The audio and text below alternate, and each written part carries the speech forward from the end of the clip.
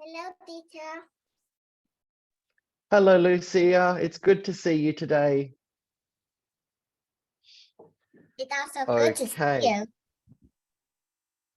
you.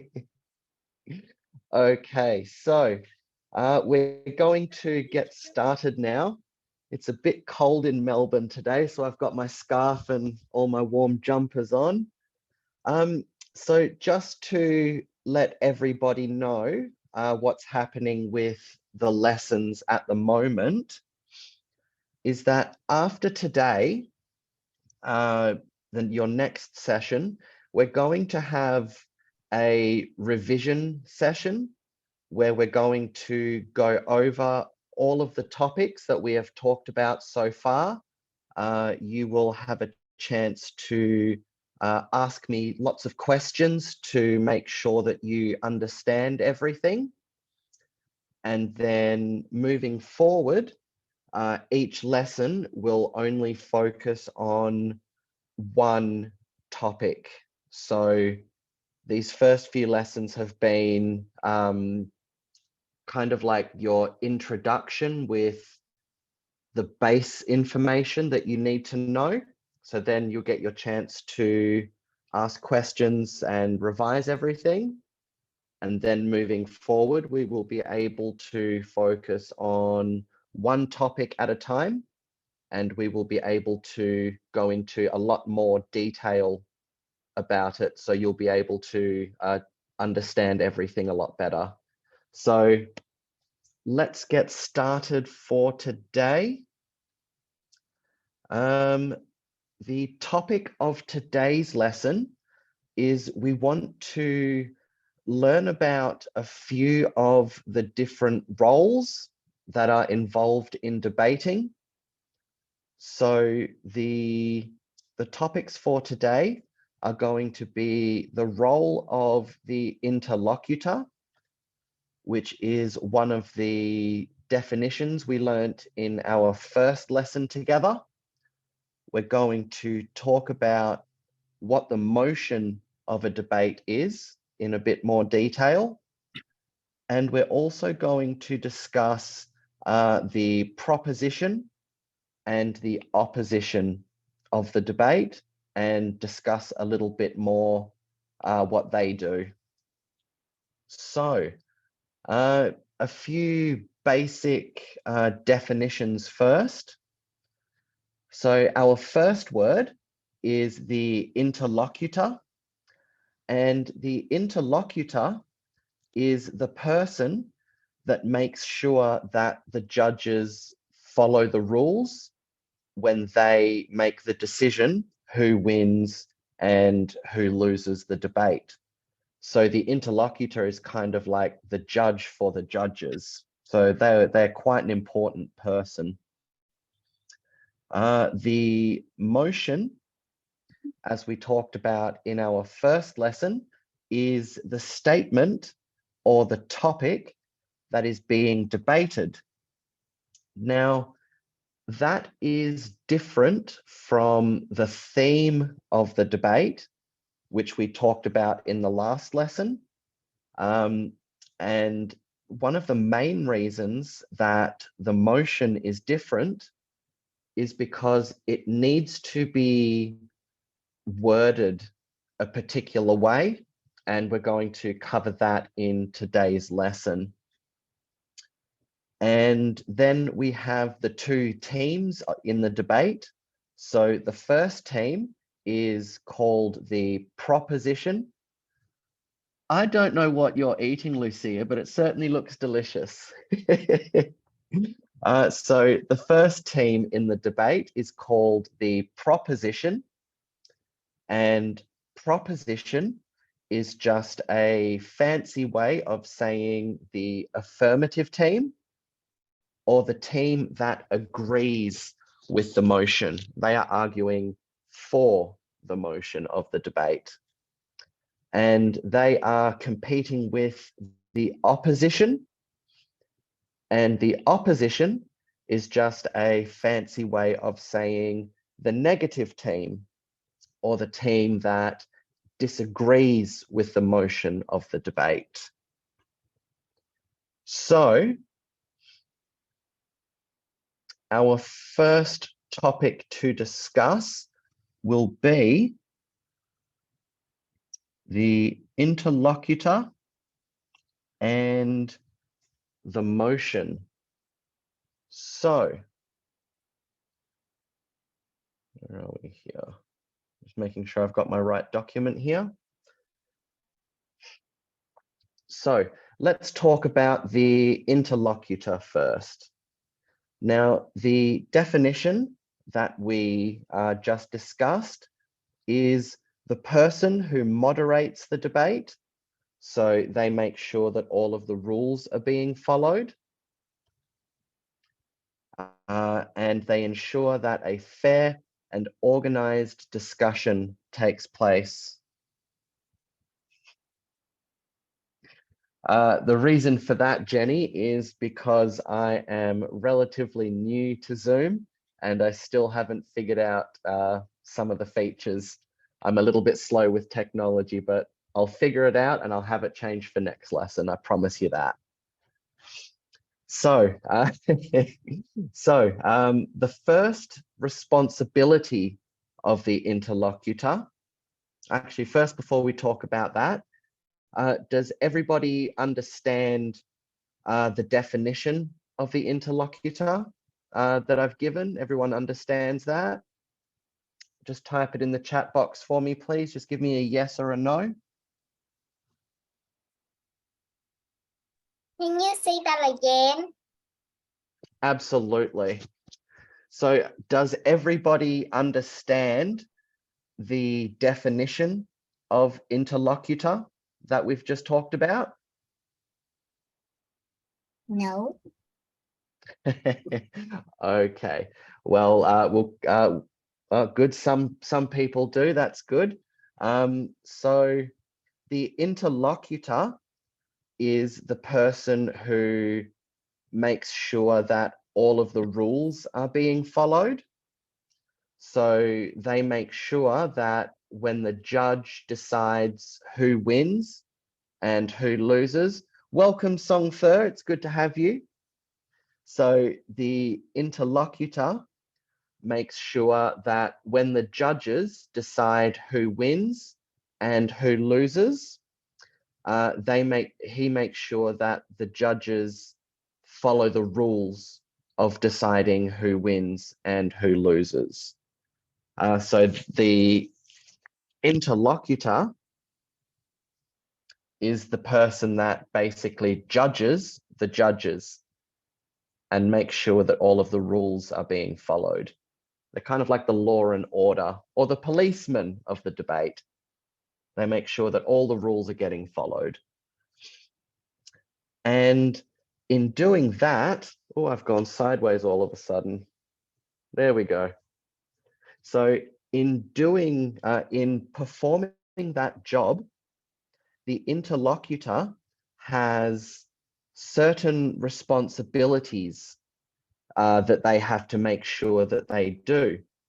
And some of those responsibilities include maintaining order and decorum during the debate. And what that means is that they make sure, so as well as making sure the judges are doing their jobs, they also make sure that the debaters on both teams, they make sure that they are speaking respectfully, that they are not, that they make sure that they're speaking respectfully.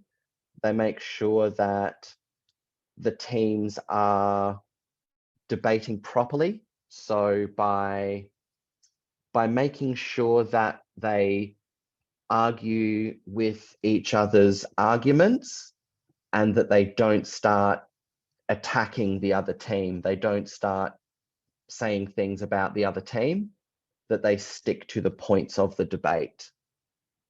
So yeah, that's their first responsibility, making sure that everybody stays respectful and that they only argue the points of the debate and don't start attacking the other debaters.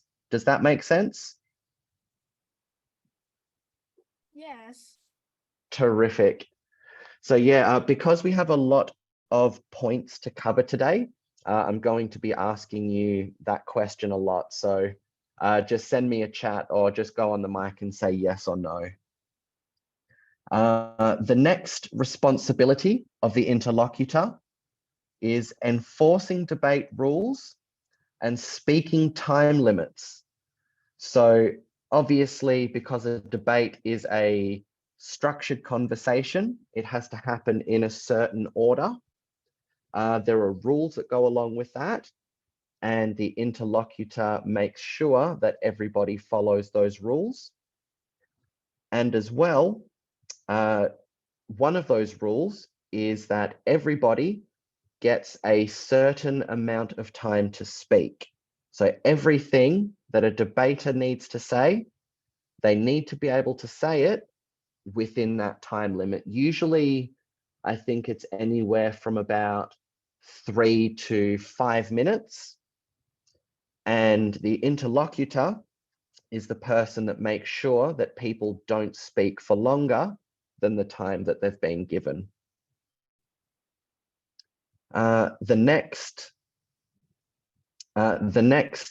responsibility is kind of an extension of the one that we just talked about, but it is facilitating a balanced and unbiased discussion. And what that means is that the interlocutor needs to make sure that every debater gets the same chance and the same amount of time to speak, and that both teams get equal time to speak so that there's not more favor shown to one team than another. Everybody gets the same amount of time to speak. And the fourth responsibility is providing clarifications and managing any disputes. And what that means is that if anybody does not understand one of the rules, they're allowed to ask the interlocutor to explain the rule to them so that they understand it.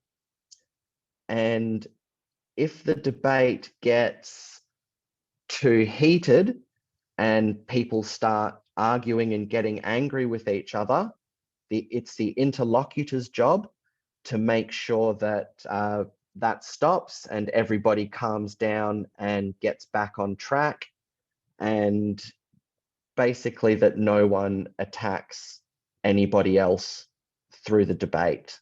So yes, overall, the interlocutor is like the policeman of the debate. It's his job to make sure that all of the rules are being followed. Does that make sense to everybody? Yes. Terrific. Thank you, Star. Good. Okay, so the next topic that we want to talk about is the motion. And the motion is the statement or the topic being debated. Now, as I said before, there is a difference between the motion and the topic of the debate. So I'm just going to put now in the chat. So let's say that the topic of the debate is, I'm just going to pick one that we've used before. Should students be required to wear uniforms to school? So let's say that that is our topic. Should students be required to wear uniforms to school? Now, the motion is, the motion is basically the topic, but it needs to be worded as an affirmative statement. So we need to make sure that we say the motion in a way that supports the topic. So I'll give you an example of that.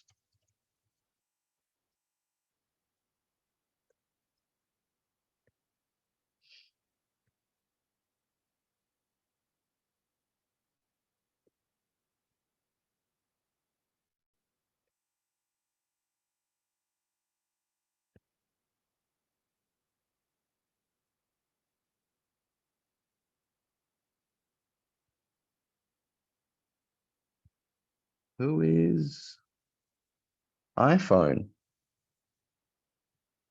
Bon, is that you? I think iPhone is one of the parents. I just asked them to come here to help as the co-host. Yeah. Okay. Thank you, Miss Duke. Hi, I'm the parent of David. I'm Yes. teacher. Yes. Hello. Welcome Yeah. to debate class. Yes. So, everyone, as we can see, if you go into the chat box, you'll see that you'll see the difference between the topic and the motion. So the topic is the actual subject that is being debated, and the motion is the affirmative statement about the topic. So they say the same thing, but the motion just needs to be worded in a specific way. And that way is most of the time will look like the motion that I have just put in the chat box. So it will usually start with "this house believes," and then the affirmative team will state their motion. So "this house believes that students should be required to wear school uniforms to school." Does that make sense to everybody? Yes. Excellent, good. So as we go on further through this course, you're going to get lots of chances to practice writing your motions. And so that is something that we will be talking about a fair bit, because it is quite an important part of the debate. So I have also prepared for you. I'm going to share my screen now.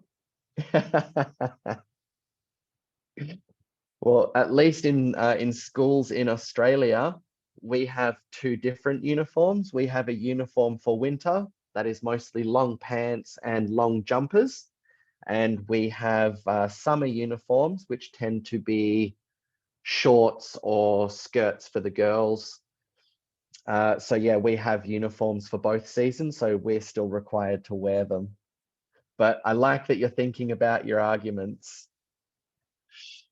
Okay, so I have prepared this handout here that has some topics on it, and it shows the difference between the topic, the theme, and the motion. So we'll be able to discuss all three of those aspects. So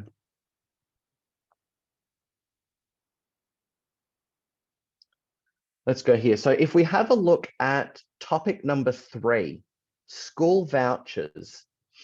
Now, in America, a school voucher is a voucher that the government gives to families to allow them to choose which school their students go to. So they can pick one that is close to their home, or they might be able to pick one that's a bit further away, but it offers the students and their families the chance to pick where the students go to school.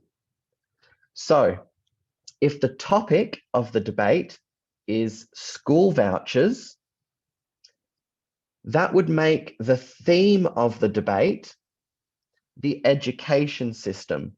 Because remember from our last lesson where we discussed that the theme is like the broader category of the topic. So there can be many different topics that share the same theme. So for example, another topic with the theme of the education system could be, should students have recess every day?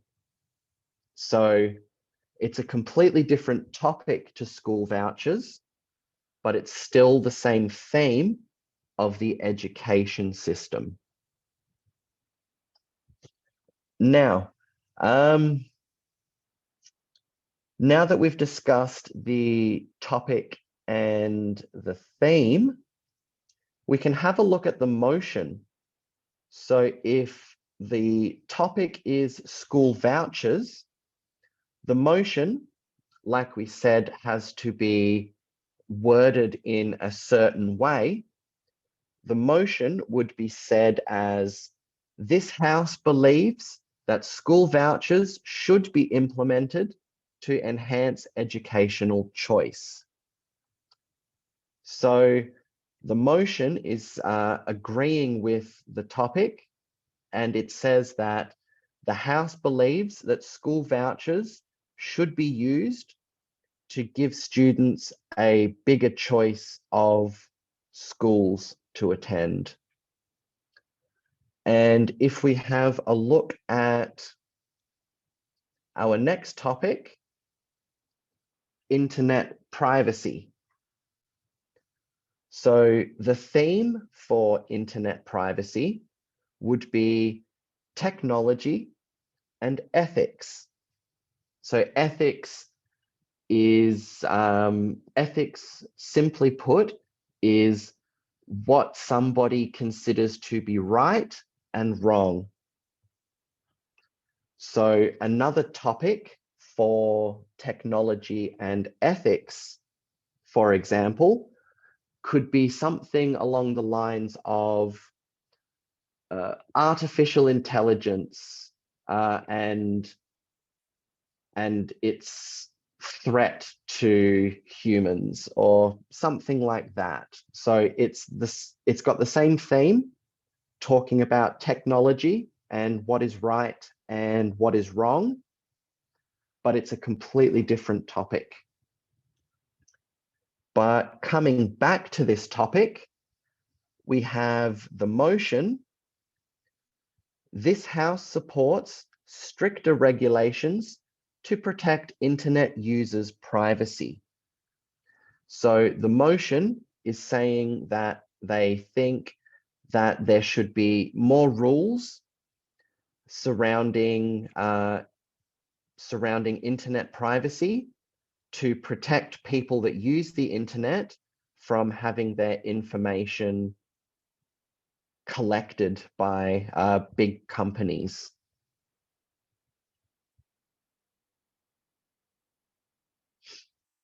So does everybody understand what we've talked about here, the difference between topic, theme, and motion? Yes. Good, I've heard a yes. Looks like I've got a couple of questions here.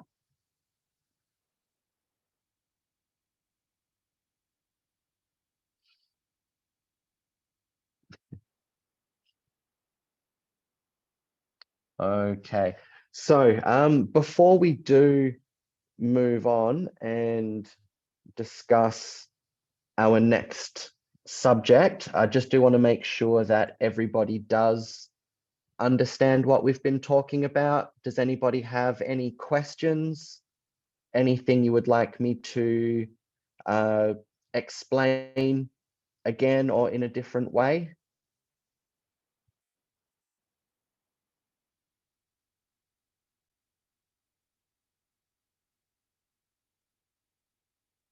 Terrific. No. I like how Emma's answering for the class, just saying no. Okay, so that's very good.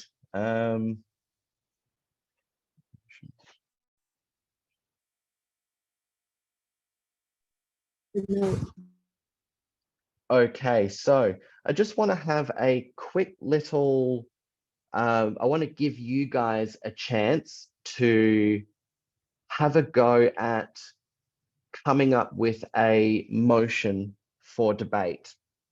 So I'm going to give you, I'm going to pick a few people. I'm going to give you a debate topic, and I want you to come up with a possible motion for that debate. Okay, so anybody feel free to answer. You can all talk to each other and figure this out together. So work as a team for this exercise, and let's figure out some motions. So our first topic that we need to come up with a motion for is it important to eat healthy food? I'll put that in the chat box. Yeah. We're not coming up with arguments at the moment. We want to come up with a motion. So is it, oh, I just lost it on my list here. Where is it? Is it important to eat healthy foods?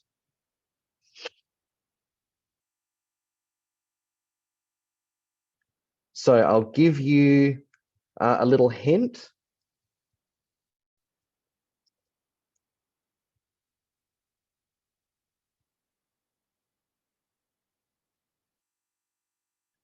So whenever we come up with or whenever we want to announce a motion for debate, we always want to start it with "this house believes that," and then you need to state your argument. So if, yep, what were you going to say, Star? This house believes that it is important to eat healthy food. Very well done. That's correct. Good job, Star. Okay, now I'm going to put another topic up now, and I want you guys to come up with another motion. Okay, Emma, thank you for letting me know.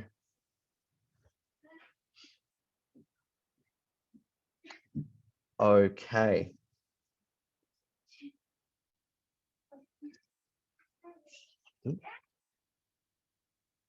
So this topic, very well done, Ben, that's correct.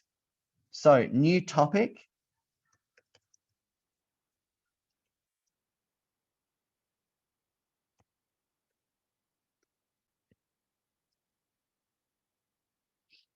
Should kids be required? Oh, I need to learn to spell. Should kids be required to do chores at home? So if that is the topic, that's okay, Emma, you go and switch to another computer. So if our topic is, should children be required to do chores at home? What would the motion be? Yes, because if they don't help, We're not looking for an argument at the moment. We're looking at the motion. So what would you say the motion would be? Remember, I've left you a hint in the chat about how to start your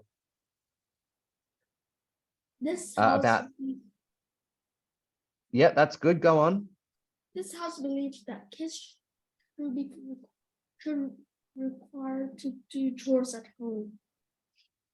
Very good. Now, an important point about the motion that I just want to present to you guys. So Lucia agrees. The kids definitely should do chores at home. Now, remember what I said, I think in your first lesson, is that you won't always find yourself arguing on the team that you truly believe. So you might actually find yourself disagreeing with a topic in a debate where in real life you actually agree with the topic. And just like that, it's actually when you write the motion can go either way. So let's take, should children be required to do chores at home? You could actually write that motion in two ways. I'll write both of them down for you.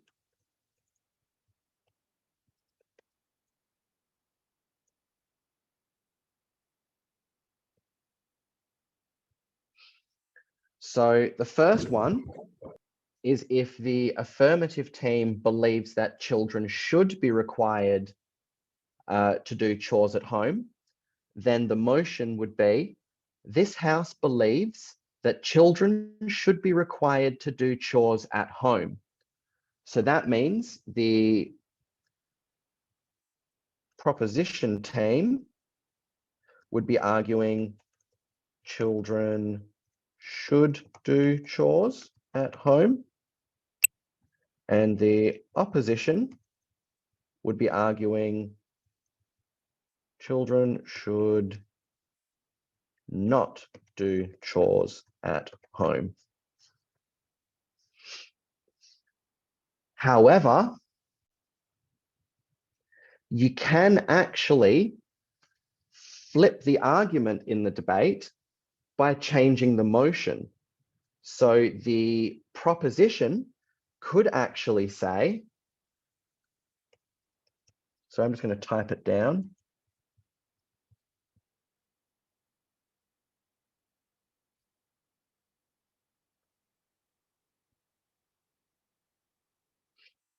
And the proposition could actually make the motion and say, this house believes that children should not be required to do chores at home. And now, because we've changed the motion, the roles of the teams have actually changed. The proposition would now be arguing that children should not do chores at home, and the opposition would be the ones arguing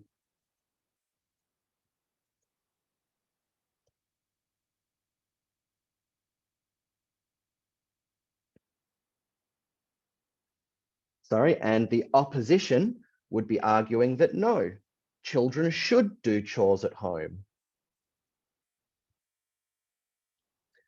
So based on that explanation, do we all understand how the motion works? Yes. Yes. Very good, guys. That's terrific. Now, we'll do one or two more. We'll come up with one or two more motions just to get a bit more practice at coming up with them. So my next topic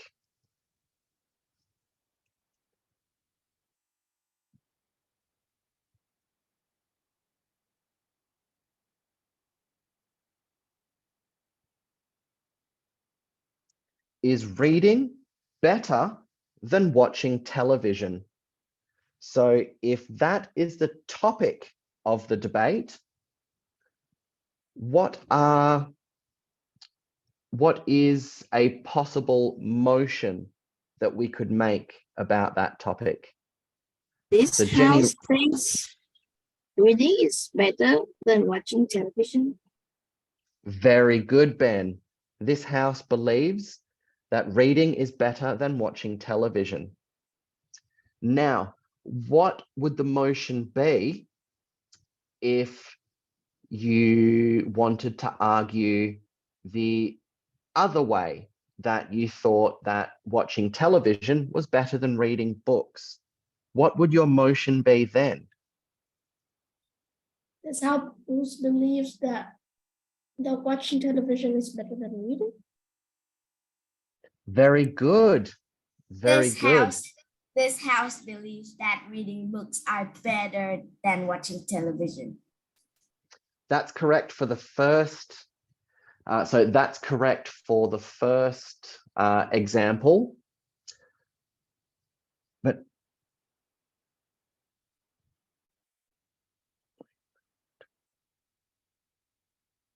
good. So yes, very good, guys.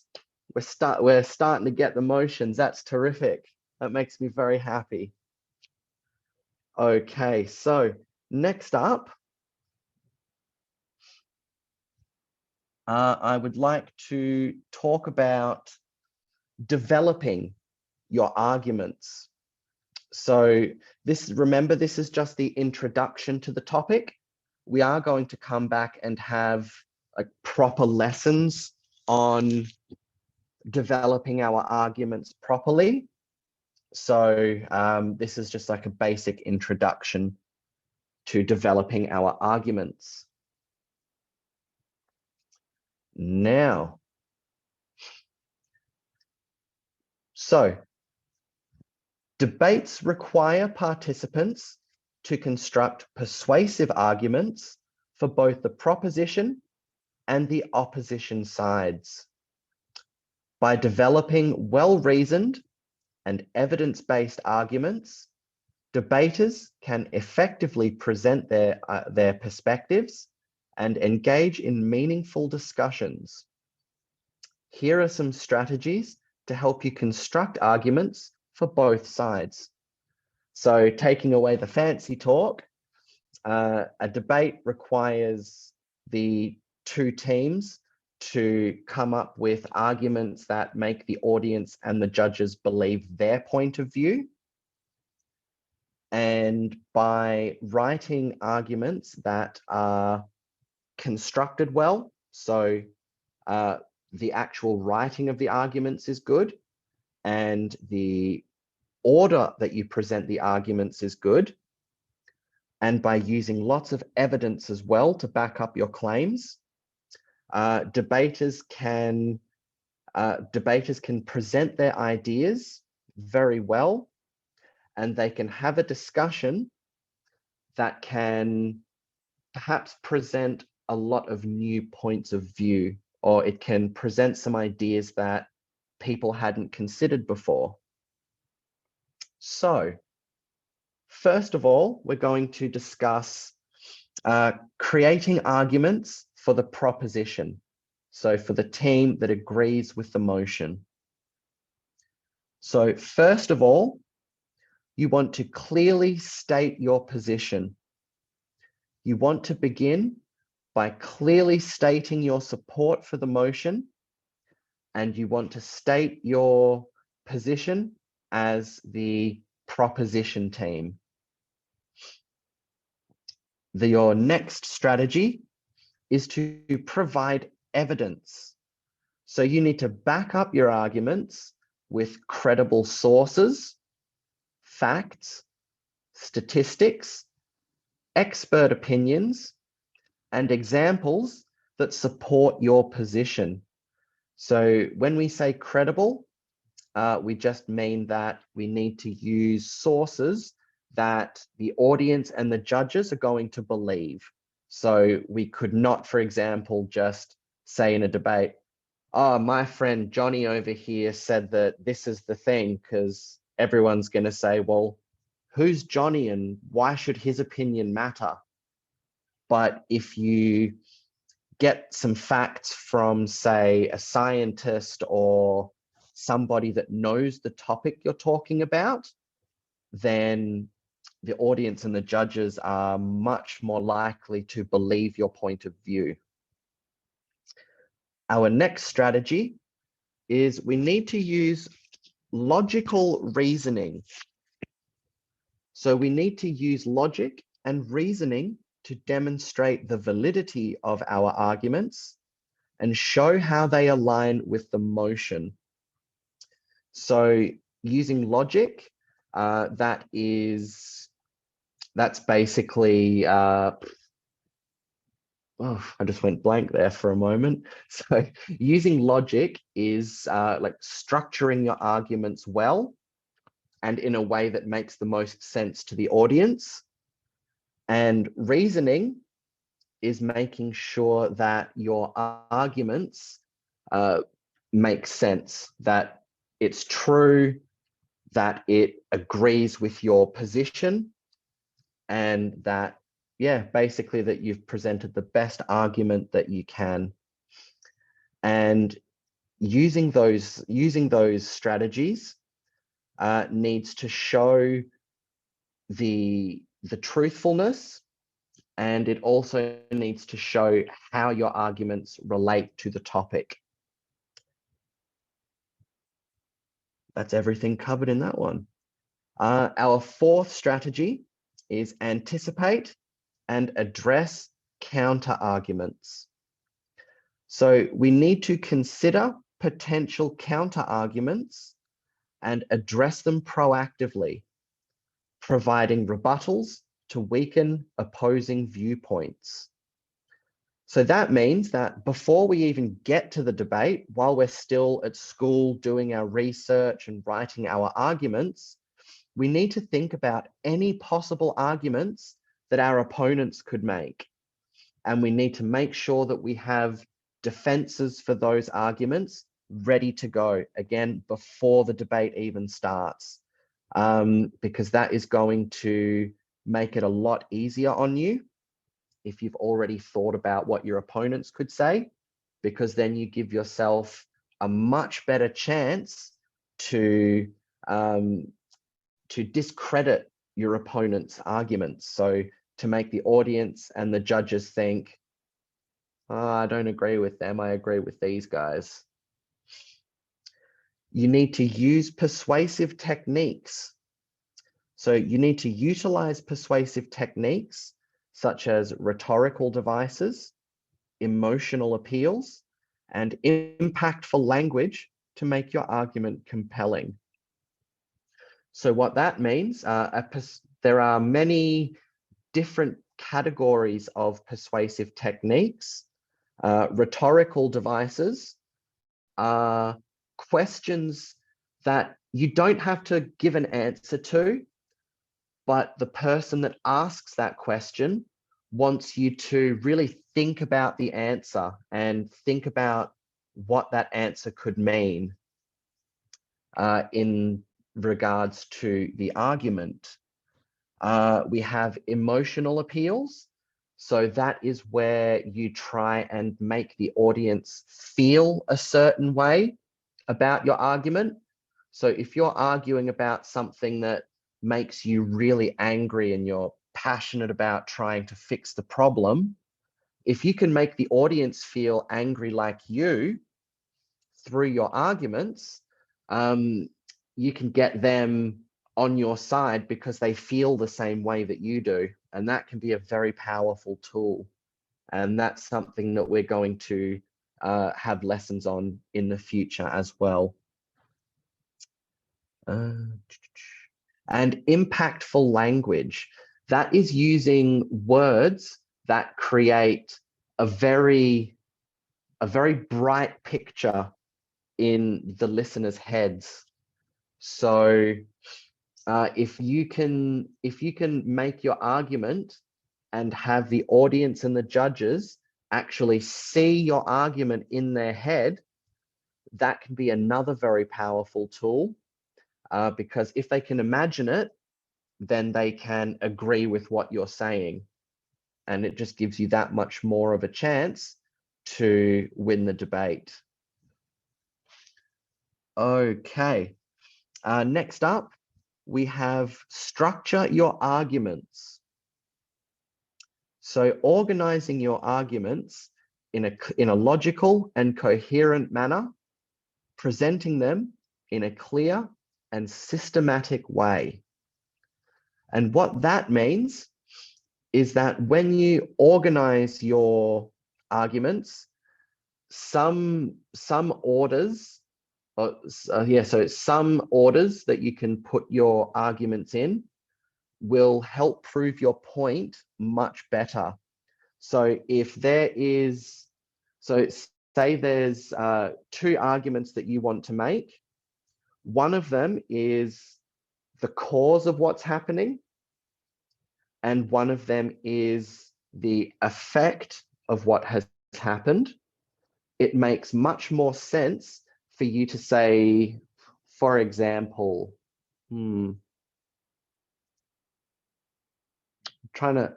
come up with an example later, but it makes much more sense for you to say, this is the problem that is happening, and this is the problem that we need to fix. And then afterwards say, because this problem has happened, this is what has happened because that problem has happened. That will be a much more powerful argument to make rather than saying it in the opposite order. So for example, saying, this is what's happened and it's happened because of this. So you can actually hear it that one of them is describing the problem and what has happened, and the other one just kind of sounds like you're making an excuse. So the order that you make your arguments can have a very, very powerful effect on the audience and how they think about what you're saying. And finally, for the proposition, we want to summarize our key points. We want to recap our main arguments at the end of the speech to reinforce their importance and leave a lasting impact on the audience. So you get to speak for somewhere between 3 and 5 minutes.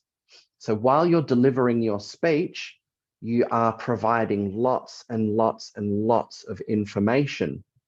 And it's very easy for the audience to forget what you've said for point 1 while you're talking about point 2 or point 3, because they're focusing on that now. So at the end of your speech,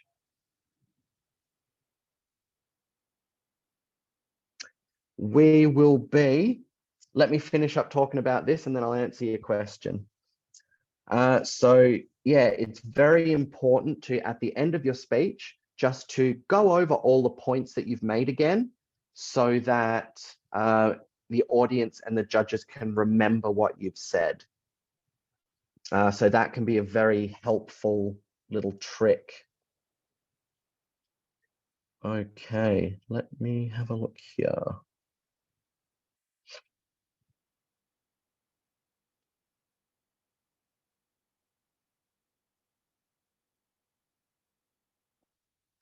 Okay, so we are on lesson 3 at the moment. Lesson 11 is where we start learning properly how to create arguments.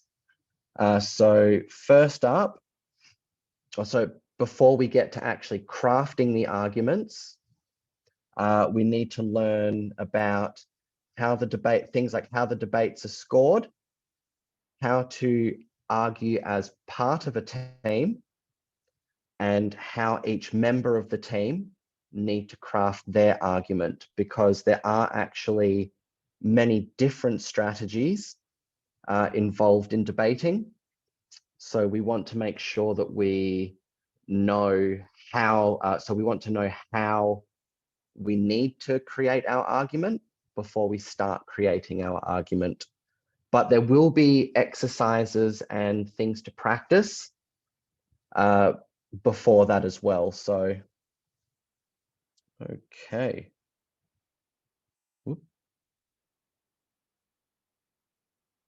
Beautiful. Okay, now we want to talk about creating arguments for the opposition. Now, this is mostly similar, but there are a few differences for the opposition. So first of all, you want to clearly state your opposition. You want to begin by clearly stating your disagreement with the motion, and you need to clearly state your stance as the opposition team. This next one is almost the same. So you need to provide evidence. You need to be able to back up your own arguments with credible sources. So remember, those are things like facts, statistics, expert opinions, and examples. But you also want to provide sources that challenge the proposition. So you want to provide information as the opposition that is going to challenge the proposition's point of view. You need to use logical reasoning, except the opposition needs to use logical reasoning to be able to find holes in the proposition's argument. You need to be able to point out the things, you need to be able to point out the things that are wrong with the proposition's argument, and you need to be able to show the weaknesses in their position. You need to anticipate and refute opposing claims. So you need to be ready for the arguments that the proposition will provide. And you need to be able to provide strong rebuttals or strong comeback arguments to undermine their position, and again, to show the weakness in their argument. You also need to use persuasive techniques, and you need to employ these persuasive techniques, except as the opposition, you will need to use techniques like logical fallacy identification. And that means, again, you need to be able to point out the things that are wrong with the proposition's argument. You need to be able to find the holes and make sure that the audience and the judges know what's wrong with what they're saying. You need to use critical analysis, and that means that you need to, so that is another way of saying you need to be able to look at the arguments that are presented by the proposition, and you need to be able to find all the holes in their arguments. And of course, you need well-structured counter arguments to persuade the audience to reject the motion or reject the proposition. So as well as finding the problems with the proposition's arguments, you also need to create strong arguments for your side of the debate. You need to as well structure your arguments by organizing them in a logical and coherent manner, and you need to present them in a clear and systematic way. So that is the same thing as the proposition, where you need to find the best order to put all of your arguments in so that you can present the strongest case possible to make the audience reject the motion so they'll agree with you. And finally, just the same as the proposition, you need to summarize your key points. You need to recap your main arguments at the end of your speech to reinforce their importance and leave a lasting impact on the audience. So again, you're going to be presenting lots and lots of information because you have 3 to 5 minutes to speak, and you can say a lot in 3 to 5 minutes. So at the end of your speech, you need to make sure that you just tell everybody what the points that you made were again, so that they will remember your points of view, and hopefully you will convince them to be on your side. So remember, constructing strong arguments involves a lot of research, critical thinking, and good communication. You need to practice presenting your arguments with confidence and with clarity to enhance your debating skills. So make sure you practice your arguments a lot. Once we start writing them, you need to practice them lots. And the more you practice, the more confident you'll get delivering your arguments, and the more clear you will be able to make your points, and you'll be able to convince the audience more easily. And overall, you will become a better debater. So that finishes off that topic.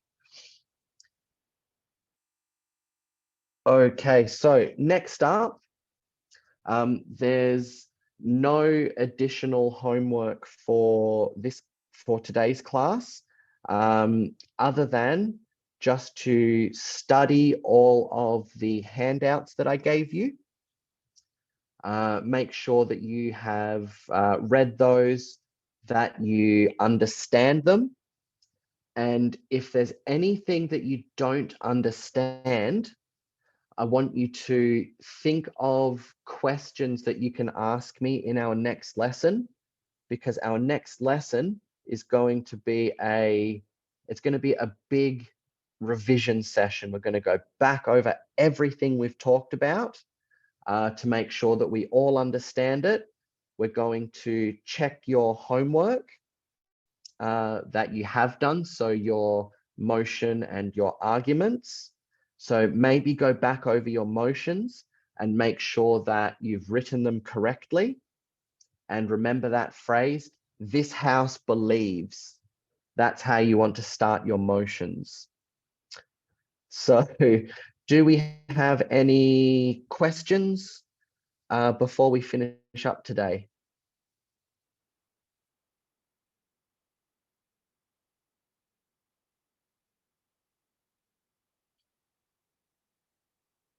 Any questions at all?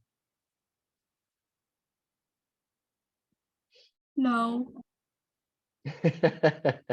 Very good. Okay, so you guys have done terrific again today. And from here on out, after this revision session, we're going to focus on one topic per lesson rather than covering 3 and 4 different things. So it will get easier. We just needed these first few lessons to lay down the groundwork, so that now in the lessons, I don't have to explain this stuff anymore, and we'll just be able to start using the debate language in our lessons, and it will get more easy and more natural for you to use these words in conversation. So you guys have done absolutely fantastic today. I'm going to post those. I'm going to post the handouts in your Zalo group for the homework. Study all of them. And if there's anything you don't understand, you'll have lots of time to ask me questions about it in our next lesson. So thank you very much for your attention today, guys. We're going to make a fantastic team of debaters in the not too distant future. You've done fantastic. Thank you for your time, everybody. Have a wonderful afternoon. Goodbye.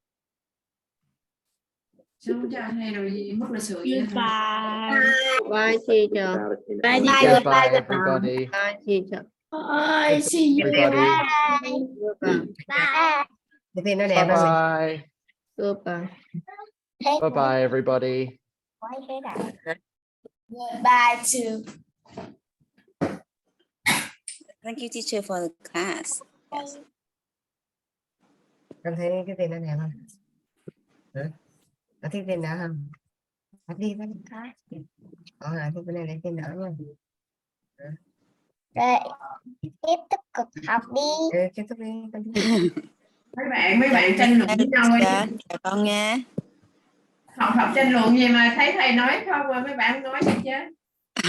Đây là chắc là mới những cái buổi đầu là thầy giống như thầy sẽ giải thích về các cái sườn, giống như là thầy giải thích về một cái sườn của cái bài là như thế nào, rồi thầy nói là như vô buổi từ các cái buổi sau là thầy sẽ đưa ra các cái chủ đề á. Từ đó là từ những cái sườn mà thầy lại giải thích trong mấy buổi này là tụi nó sẽ áp dụng và làm những cái chủ đề nữa. Nãy nghe thầy nói như vậy. Do bữa hai bữa đầu á là chưa có, mà cũng chưa có rảnh, chưa có thời gian, mấy đứa này nó cũng đi xuống á, chưa có thời gian để xem lại cái livestream mà chị Đức chỉ đưa. Mình cũng có lại thì nói một hai buổi đầu thì mình cũng thấy là thầy nói gì mà tụi này nó chưa có cái tương tác, nhưng mà sau lúc nãy ấy, thì nghe thầy nói là kiểu như vậy, nên tôi để bữa hai bữa nữa coi thử. Thì cái đúng rồi, thì cái gì cũng phải là phải có một cái chút lý thuyết trước rồi tụi nó mới thực hành sau.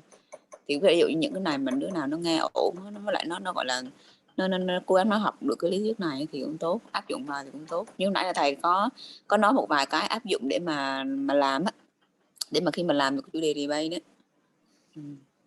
cũng hay không biết thì tụi nó áp dụng như thế nào. chưa có theo, để lát nữa rảnh xem lại cái bài bữa trước với lại mấy cái nội dung. Không biết thầy có gửi bài giảng không ta, để cái share mấy cái... Như có, nên trên cái nhóm Hàn Quốc là thầy có sẽ gửi hết các cái bài như là buổi đầu là thầy có gửi những cái từ mới, những cái từ mà sẽ dùng trong debate ấy. Chị hỏiในnhóm là sẽ có người mà đa về là chị sẽ gửi lại, như nó mình có đa về chưa đa về thì phải họ đa về rồi để các con tự vô nha. Con open board. Bạn này mấy tuổi rồi? Bạn Song Thư mấy tuổi rồi? 9 tuổi.